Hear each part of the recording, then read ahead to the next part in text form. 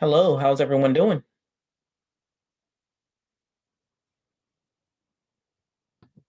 Hi, Dr. Barnes. How are you? I'm doing well, doing well. Good. Can you see my screen? I can. I think the way this is set up, we have to admit people into the presentation. Yes, So, can you kind of work that for us? absolutely. All right, great. Mhm. Have you had a good day? I have. How about yourself? I have had a pretty good day. Yes, ma'am. It's been so cool up here in the mountains. I'm serious. It's been in the 70s today. Wow, okay. Yeah. What has your weather been like? It's been raining quite a bit here. Um, I guess I didn't pay any attention to the weather because I was told that it was supposed to rain. So I gotta do a better job of that. Yeah.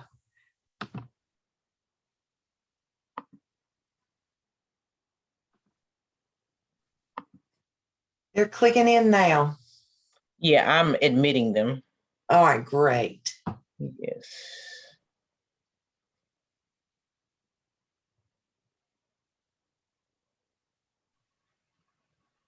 This summer session is going to be over before we know it. It's unbelievable. For those that are working, it can't be fast enough, I'm sure.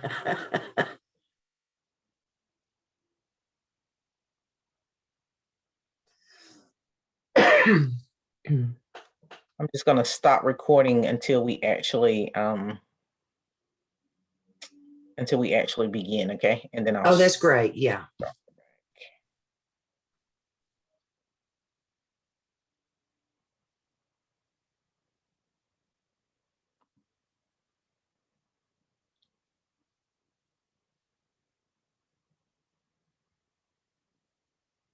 And I think Dr. Sanders is going to be in her classroom. And if people enter that session, she's going to get everybody over to our coaching session.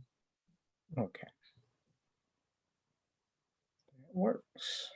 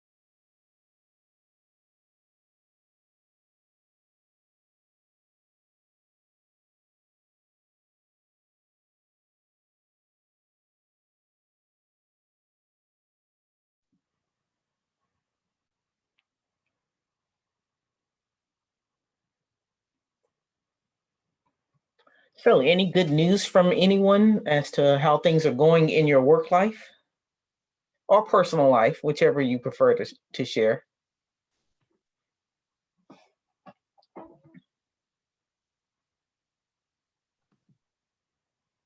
Nothing? Yeah. We have a quiet group tonight.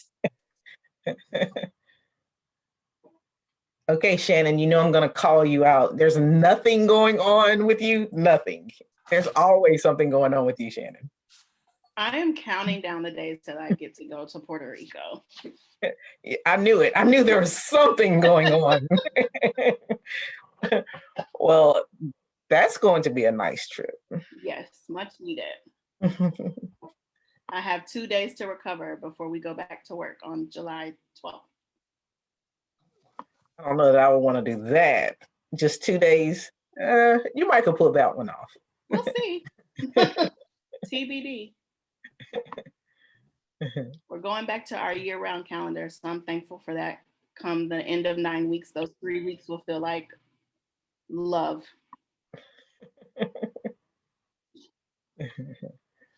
Good stuff.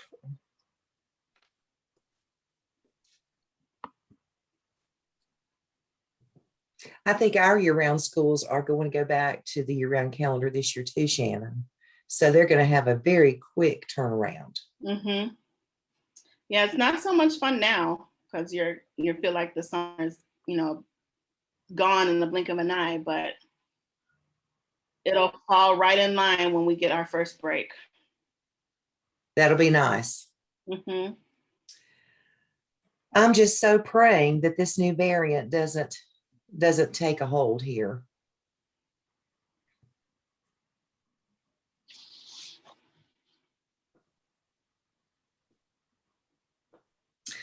Well, Dr. Barnes, I have 6 o'clock and we have 18 students. So, well, I guess it's 16, not counting the 2 of us. So you want to wait another minute or should we go ahead? Since we're already recording, we're fine. Okay. They'll stop in.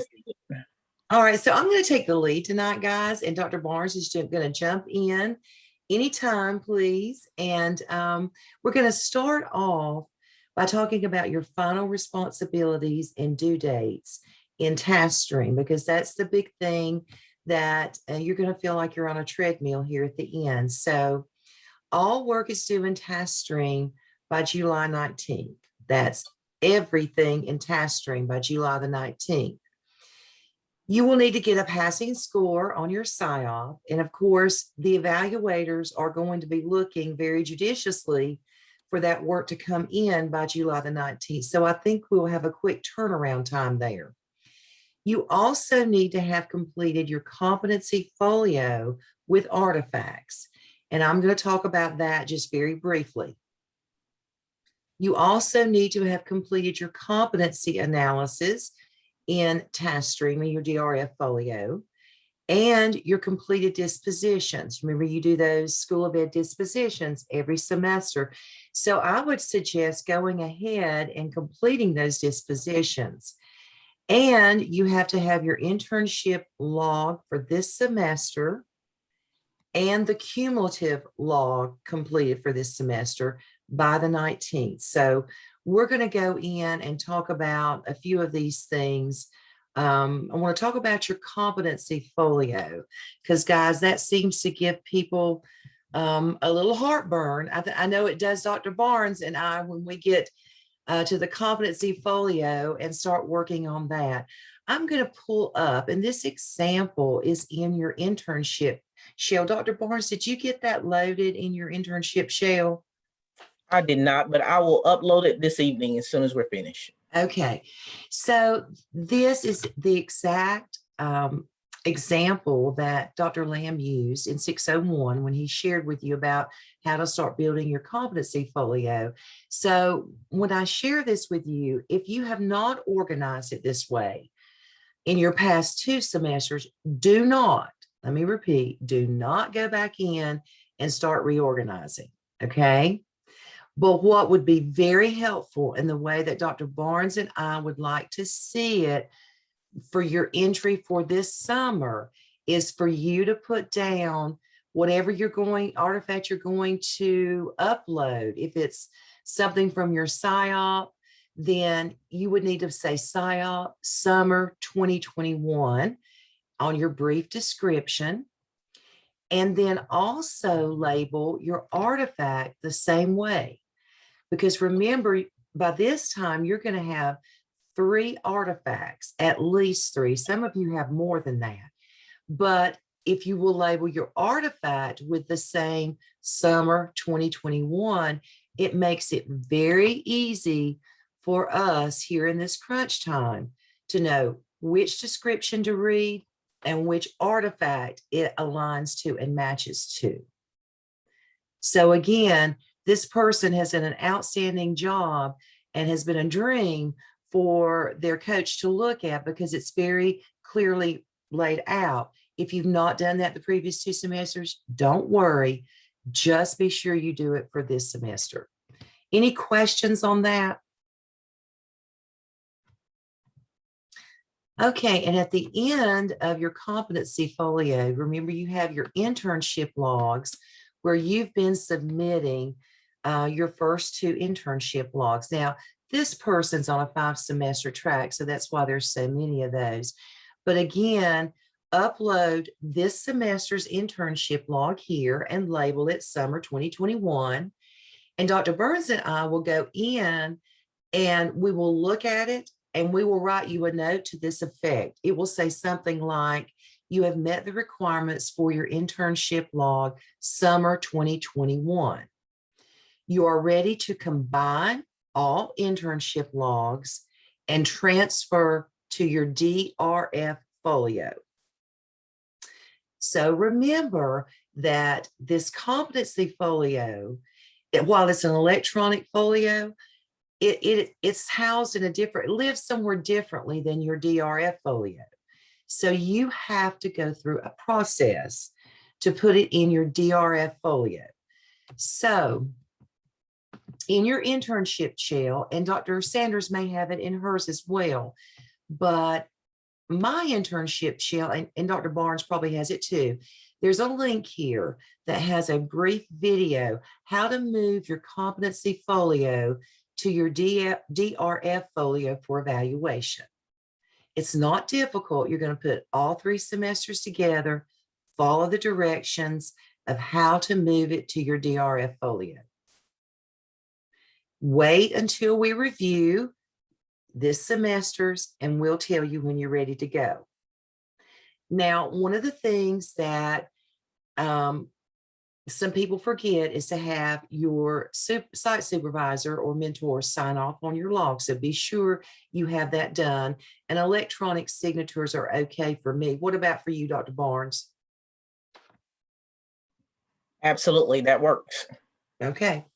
Any questions on your competency folio and how to move it?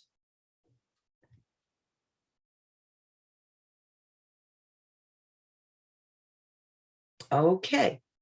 Now, if you have completed all of your PSYOP and it's been evaluated with a passing score, you can go ahead and log off because we're going to delve into the PSYOP template and helpful hints tonight.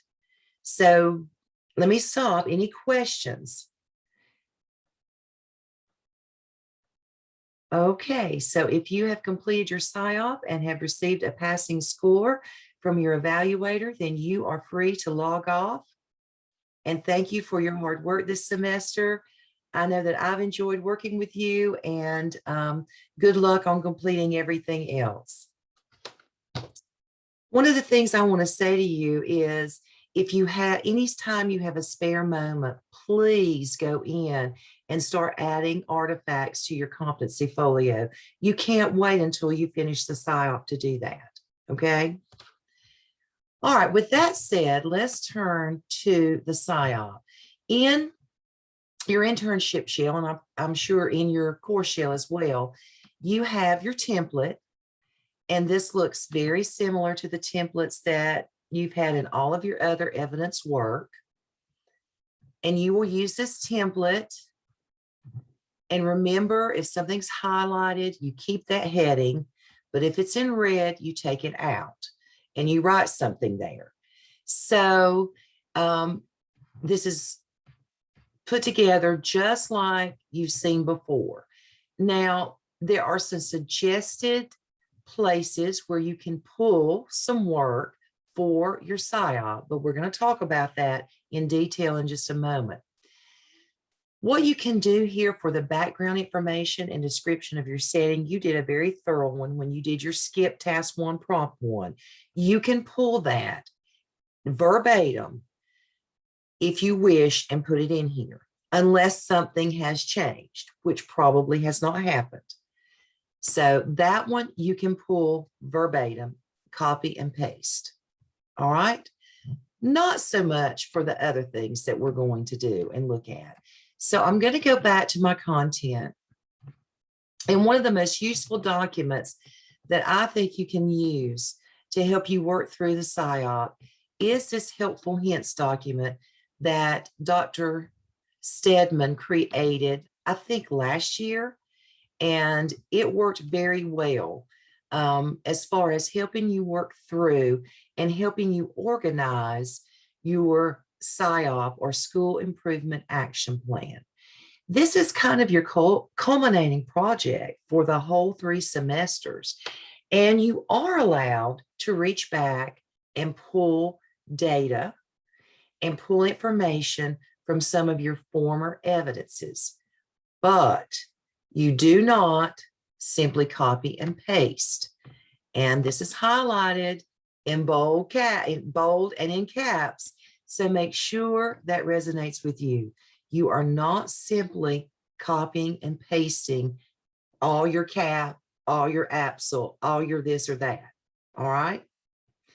This is a completely new evidence, and you have to think of it as you're looking at it with a fresh set of eyes, but I can pull data and information that I've used before if it fits and if it flows logically.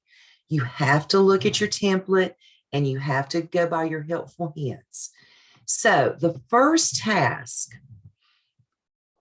of the PSYOP is called your school data project. And so what you're going to do here is lead a professional team of educators. And yes, once again, you're going to have to pull people together. Now that can be people you've used before. It can be new people. It can be people that you've never used before. And you just people that you gather together from your summer program or whomever is willing to work with you. Because what you're going to do is lead that team through an analysis of the school's academic accomplishments and opportunities for growth. All right.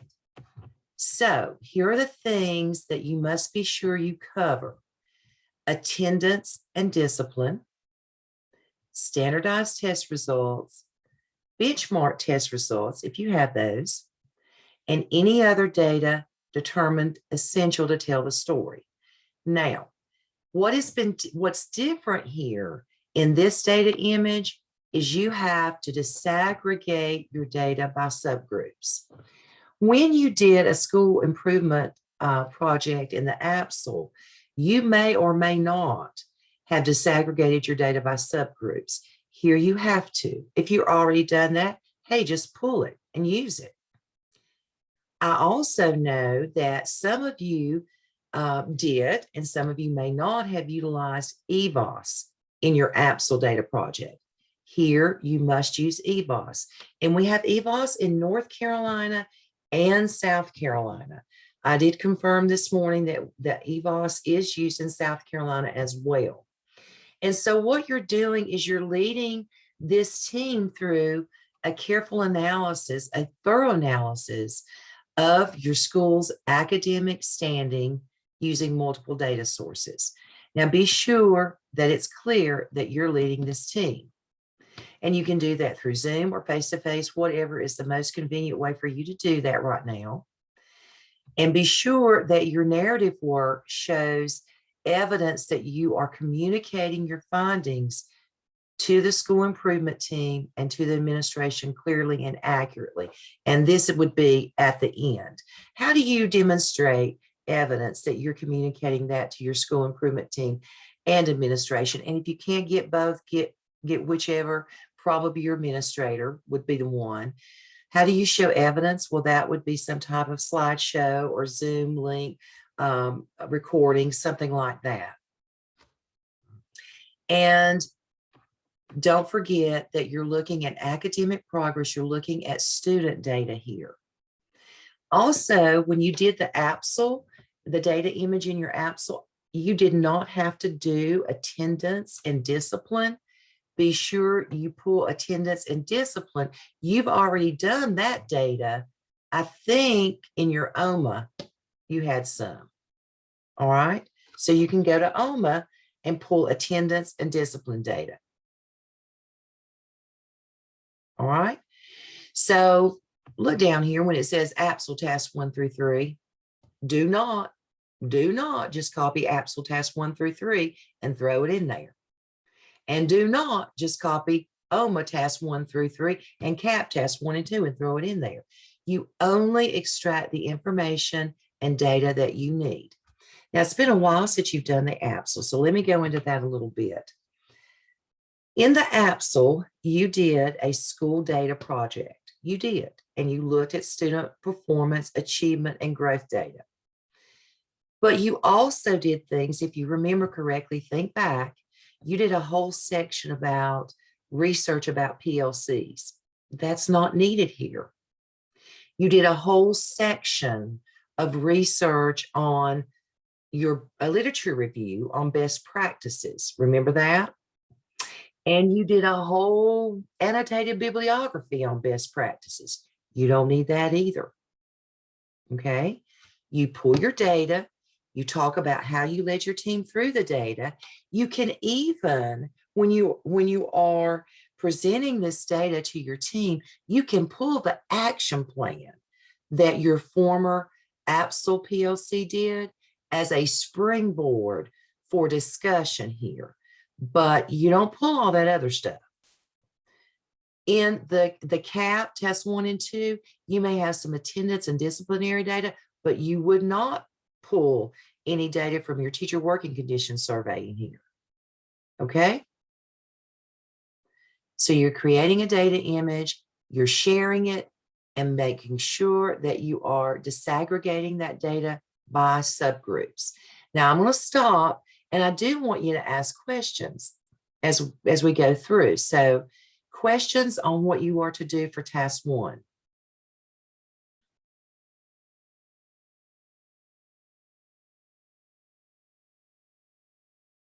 All right, let's move on to task 2.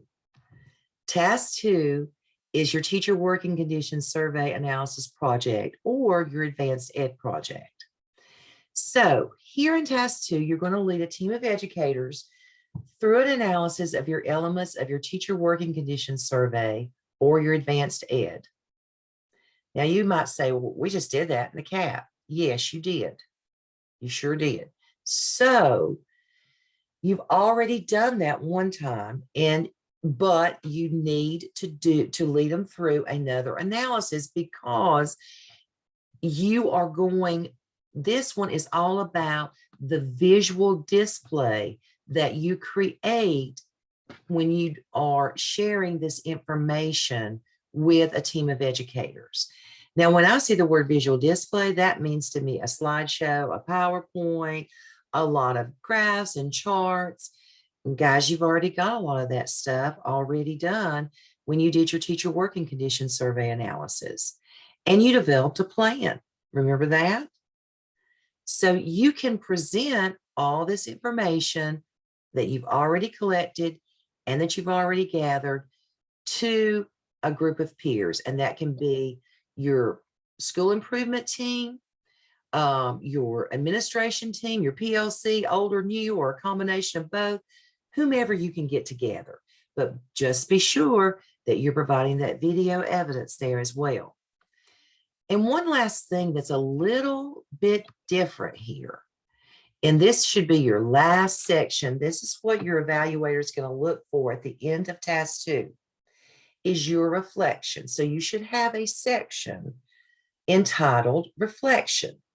And that's where you reflect on the usefulness of the display that you created as it relates to student achievement and school goal attainment.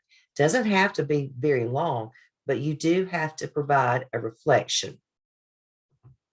Again, here are some places where you can find and extract some information and data, but you do not just copy all of task 1 through 4 and all of the skip.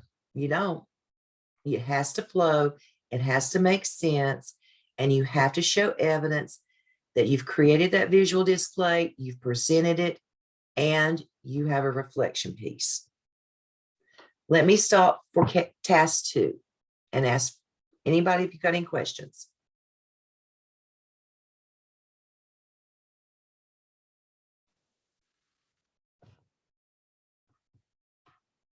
Okay. Task 3 is called a focus group project. You've done something very similar to this when you did, I believe, Dr. Barnes, it's the skip, where you pull together a team of internal and external stakeholders. And there you were focusing on communication. Well, this focus group is going to be focused on the information from task 1 and task 2 of the SIOP. And the purpose is that you're showing them your information from those 2 tasks, and you're gathering feedback and suggestions from this focus group. Again, you can do this face-to-face, virtually, however you want to do it, but it will require some advanced planning. You created an action plan in your APSL around student achievement and improving student achievement. That can be put in your plan as a springboard for discussion.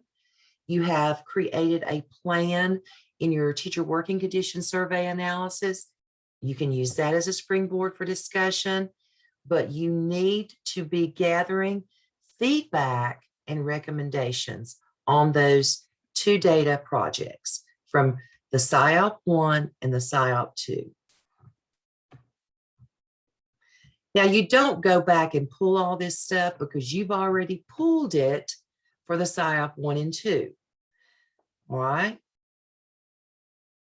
You're just now going to put it together, and you're going to share that information, gather input and recommendations. Let me stop and ask if there are any questions on this SIOP 3. So when you say that you don't, you're not going to, you're only going to take, so that you're going to gather feedback and recommendations based on all the data from task 1 and then what you put together from task 2. We're not putting anything new.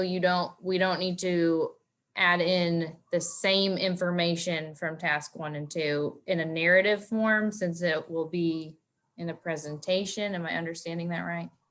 Well, I think you would want to put a little narrative with it, but you know, summarize the findings of task 1 and 2. Okay, because here what you're going to do is your focus here is to gather that new information and recommendations from your focus group. Does that make sense, Kara? Mm-hmm. Okay. All right, task 4. Task 4 is all about resources. Now remember, you have an action plan from your APSL. Remember that action plan you did? And you did a growth plan from your APTL. You did a marketing plan from your SKIP. And of course, your teacher working conditions project from your CAP. Well, you're using your APSL action plan and your CAP action plan in task 1 and 2, right? But here you also pull that growth plan from the APTL, because remember that growth plan is your teacher empowerment plan. And so what you're going to do here is you are going to use these 3 plans to talk about acquiring needed resources, human and physical resources that are not already in your school. You've probably talked about that a little bit, maybe when you develop these plans. I know you may have talked about it quite a bit in the SKIP, but again, you're you're talking about the availability of resources, and a lot of you talk about Title I funds. We're going to move how we're using some Title I funds in order to accommodate these plans, or we're going to go out and we're going to do a little fundraiser so we can provide childcare while parents are coming in for a parent information session or a curriculum night or whatever. So, or you can say in your action plan that there's nothing needed for this. We already have the resources that we will need for this. So this is a narrative. You narratively talk about it. And the graphic organizers, which you already have for these three, or these four rather. And make sure you've got that plan for acquiring the needed resources. Don't forget that. All right, questions on task 4.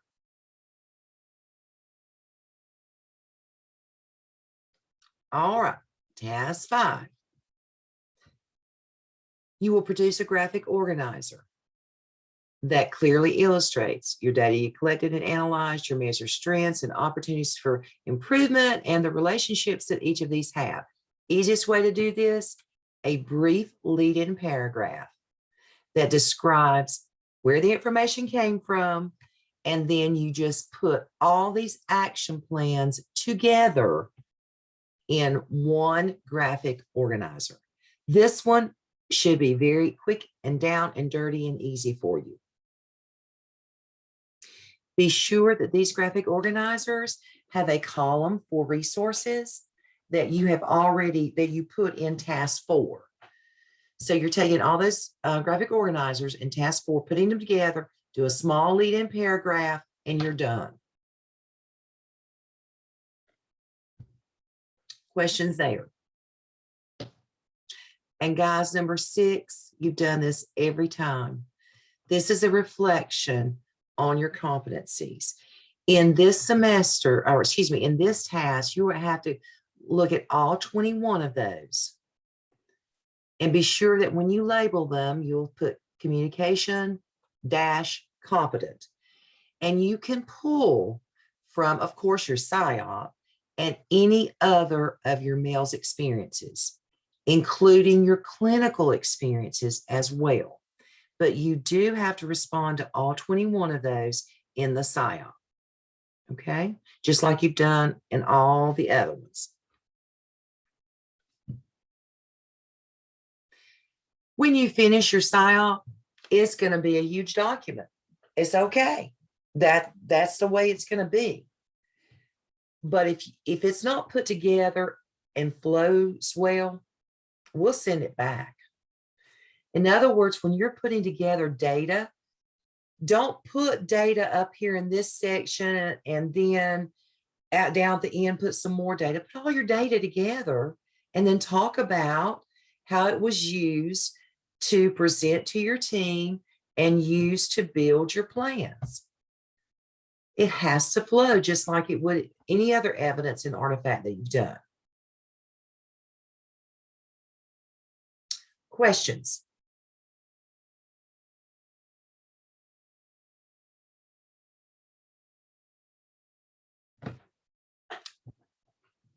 Dr. Barnes, help me out here. You're good. I was just going to say that when you're copying and pasting the information, just make sure that it logically progresses so that it kind of tells a story about your school. That's the key for you. And I wanted to make sure I let my students know that in no way do you have to go back and change anything thus far that you've done. I've given you comments on everything that needed to be changed. I just need you to continue with the work that you're doing. You're doing very well. And for my students, I will be honest with you. So many of you already started on the PSYOP. And if you were on the right track, I went ahead and gave you feedback. But if you were just copying and pasting, I kind of held off until after tonight. But I promise you, I will start giving feedback like a crazy woman, mad woman tonight. So, you know, if you've already submitted something and after tonight you say, oh boy, I really messed up. That's okay. I'll send it back to you and I'll say, you need to trim this stuff out. You need to go by your rubric, go by the helpful hints. And now you'll know what I mean by that. So I purposely waited on some of you. Hindsight's always 2020, Dr. Barnes. I wish we had done this probably last week because so many have already started on it, but we didn't know that you would get this done so quickly, the CAP done so quickly. And you guys have done a great job on the CAP. I have all but 3 of my students, I think, that I'm working with finished with a CAP and have been given a proficient score at least. Dr. Barnes, what about you? Absolutely. Absolutely. I Okay. was looking, I thought I saw Dr. Sanders on here as well. Dr. Sanders. Dr. Sanders was trying to be quiet. Well, is that hard to do, Dr. Sanders? Very. You had the floor. Now, I am very proud of our groups. And I actually went into Blackboard right before I came over into this session. And I think that we're doing phenomenal. I feel very comfortable with us meeting our July 19th goal. If you have any questions, whether you're doing the shy thing tonight and you just don't want to ask in front of everyone, or you just don't know what to ask yet, please feel free, because we're all in crunch time with you, to send us any questions that you may have, even if it's tonight at midnight. We'll get your message, okay? We may not respond at midnight, but we will get your. You all would. I know I'll be up. I have a quick question. Can we get a copy of this helpful hints in our shells or somewhere? It is in mine. It's also in mine. Let me minimize this. It should be in mine. It's in the content tab.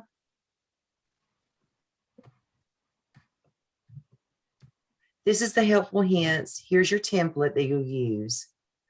And that's your SCI rubric, which the helpful hints, talks about how you get there, how you make that, it operationalizes, in my opinion, your rubric. Okay. Here's that folio example, and you won't need the internship log example because you know how to do all that. But that's where it's located in my internship shell. Any other questions? Dr. Barnes, is it in your shell too? It is. I'll just need to pull it up to the top because it's down at the very bottom, but I'll do that this evening as well. Okay. When I upload the information that she showed earlier. Dr. Rivas, how can we get an appointment with you one-on-one Zoom meeting? Because I think that that's what I need on 1 or 2 of my tasks, because we've been emailing back and forth, but I need you to be specific. Okay, and I will. And Marilyn, I've been slowing you down, haven't I? Yes, ma'am. Well, look over your stuff. Let me say this. Go back tonight, look over your stuff and kind of walk through that helpful hints document, and then shoot me an email tonight of sometimes you're available tomorrow, and we can Zoom and you can we'll pull up your work and look at it. Okay, Okay. great. Thank you. I think for you put way too much stuff in there, Mm-hmm. but that's what a lot of people did. Okay. And less is better, but you got to meet the rubric, of course. Any other questions? I will be more than happy to work with you in any way, shape, or form to get you through here. I'm successful only if you're successful, and that's the way I feel.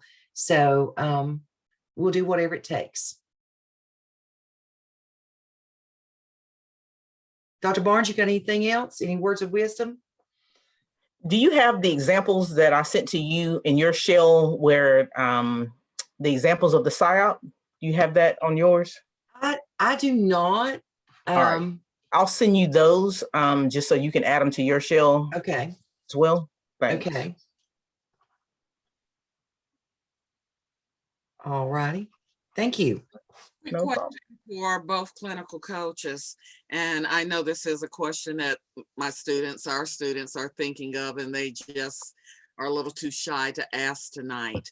In the very first, I want to say it was in one, where they're trying to bring another group together. I'm just a little afraid that, because I know that our students are double timing and a little stressed with other jobs and everything else, that they may or may not be able to find a group to pull together. Any suggestions if they bump into, I just don't have any teachers who are willing to do it. Any suggestions on how they can still meet that goal? Well, I was going to recommend that they use the information from the previous evidences that they have already had. They could use, because they already met one time with a group, and so therefore they can use the previous evidence and still gather that information. Yeah, the only thing that you would not have actually from your APSL team on this first one here, you may not have disaggregated your data by subgroups, and you may not have used EVOS. So I will say this, I don't want to know if you didn't meet with a new team. Understand what I'm saying? But you got to meet with a team and talk about this data. So wherever that team comes from, that's up to you.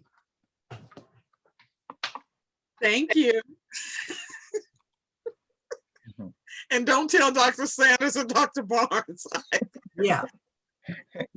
You know, you got to do what you got to do to meet you, but you've got to meet the rubric. So don't be telling me you pulled an APSL PLC, because I'll know that's not a new team. Right?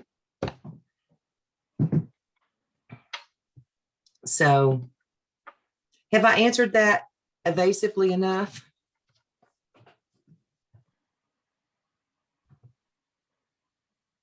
All right. Any other questions from anyone else? I have a question, and it's concerning TiStream. I asked a question earlier in the semester regarding some artifacts that I placed in there last semester. It seems as though those artifacts were approved and are now like showing up, but is there any way, Dr. Barnes, that you can like double check that for me? Absolutely. Okay. Because some is showing that I have like two artifacts in there, so. It should, Tamika. Yeah, I was going to say, if it says that, then yes, you're good. I'm You're good. good. Okay. Yeah. And I was going to say, I remembered yours, and I remember saying that they showed up because I had Dr. Lamb to go in and make sure that it wasn't going to be a problem. So, Okay. yeah, you should be fine. One other question, when Sure. it says, and I want to make sure, when it says open-ended, like what exactly like does that mean? That is an artifact from your clinical internship work. Okay. All right.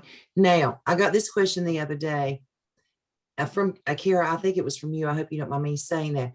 It tells you right here, you should have one evidence from the CAP, one PSYOP, and one open-ended. Yeah, that's the way it's set up. But we don't hold you hard and fast to the CAP and the PSYOP, okay? But you should have only one open-ended and two from your evidence work. But if it's not from the CAP or the PSYOP, that's not a big deal. Again, for us to get through it and give and to get through this and review it quickly, if you will don't forget to highlight the ones that satisfy your digital competencies. But if you will put summer 2021 on the title of your little description and put it on the title of your artifact, wow, we can buzz through those real quickly. If not, we're going to be opening old artifacts trying to figure it out.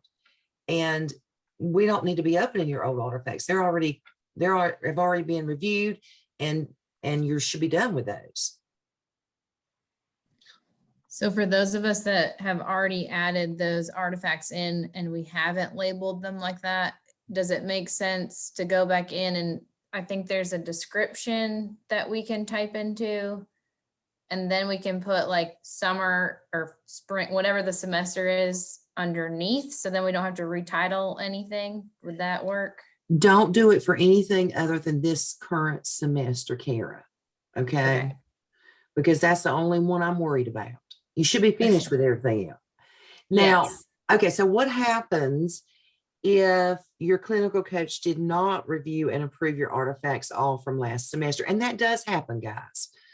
Because if you get to the wire and you don't get it all finished, then they're not going to go back and review things. They've moved on. You know, then we can, hopefully we may have to talk and you can kind of tell us where your artifacts are with your descriptions. But the only thing we need to have is this summers. And that may not be a big deal. If you've got your description right underneath your, right above your artifact, hey, that makes it very easy, but that's not the way it's laid out most of the time.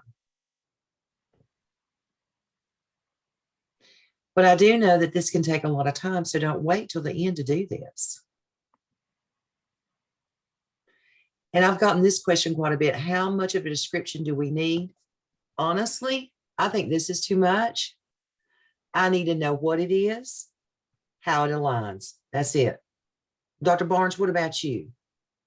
I'm absolutely fine with that. Yeah, don't. Less is more.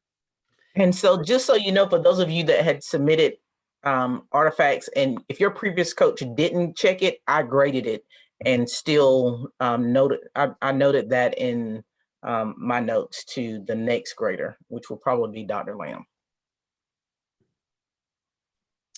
There is one last thing that you have to do in TaskStream that I didn't mention, and that is an exit survey. That goes to Dr. Lamb, not to any of us, but that's one of the last things you will do. And trust me when I tell you, he does take that information, he does analyze that information, and he shares it with us, all the instructors and coaches and everybody. And that's how we make improvements in the program. So take some time to do that exit survey. Anything else before we say grace over this session? One more question, if you don't mind. And this is course. just, I guess, for the work that we're putting in you all's shells. I know we put our assignments in for peer review where we receive the feedback. There's also like a final, a place to put it in for a final submission. Do we need to upload our documentation there as well for evaluation? Tamika, for me, if I'm your coach, I do everything in the review piece. Okay. But I think, Dr. Barnes, you like them to put the final one in the evaluation Dropbox, right? To keep them from having to drop everything into several different boxes, I just went in and edited the grades. I just go in and edit the grades so that you get So we're credit. good. Yes, Okay, you are. I just want to make sure. Thank you. Thank you. And don't forget that you have to, when we tell you, you've got to get through Turnitin, we'll tell you when you're ready to do that. And then once we approve your Turnitin score, I always tell you, go ahead and submit for evaluation to Dr. Sanders and to TaskStream. All right. But don't forget, we have to go searching for your TaskStream scores. And you're supposed to do a screenshot and upload that for both Dr. Sanders and your coaches, so we can see that.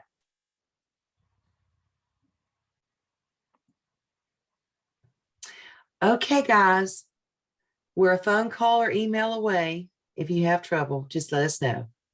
Dr. Sanders, anything else before we leave? No, you said it all. If you all need us, please reach out. We're here. Thank you. Thank you all. You're Have a welcome. good You're evening. welcome. You too. Bye. Bye-bye. Bye.